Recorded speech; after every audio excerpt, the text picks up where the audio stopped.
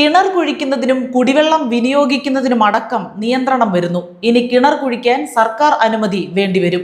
സർക്കാർ പുറത്തിറക്കിയ ജലനയത്തിന്റെ കരടിലാണ് അനധികൃത ഭൂഗർഭ ജല ചൂഷണം നിയന്ത്രിക്കാനുള്ള ശുപാർശയുള്ളത്.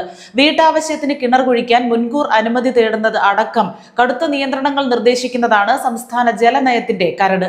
വ്യാവസായിക ആവശ്യത്തിന് ഉപയോഗിക്കുന്ന വെള്ളത്തിനും നിയന്ത്രണം വരും. ജലസമൃദ്ധമെന്ന് കരുതിയിരുന്ന കേരളം എന്നാൽ അങ്ങനെയല്ലെന്ന് വ്യക്തമാക്കുന്നതാണ് പുതിയ നിയന്ത്രണങ്ങൾ.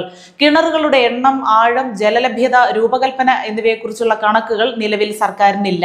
മഴവെള്ള സംഭരണികളുടെ പ്രവർത്തനം പരിശോധിക്കുക, വരൾച്ചയും ജലക്ഷാമവുമുള്ള മേഖലയിൽ ജലം അമിതമായി ഉപയോഗിക്കുന്ന വ്യവസായങ്ങൾക്ക് അനുമതി നൽകാതിരിക്കുക, കുഴൽ കിണറുകൾക്ക് നിയന്ത്രണം കൊണ്ടുവരിക, ജലത്തിന്റെ ഉപയോഗത്തിനനുസരിച്ച് വില ഈടാക്കുക, കൂടുതൽ ശുദ്ധീകരിച്ച ജലം ഉപയോഗിക്കുന്നവരിൽ നിന്ന് കൂടുതൽ തുക ഈടാക്കുക എന്നിവയാണ് സർക്കാർ പരിഗണിക്കുന്നത്.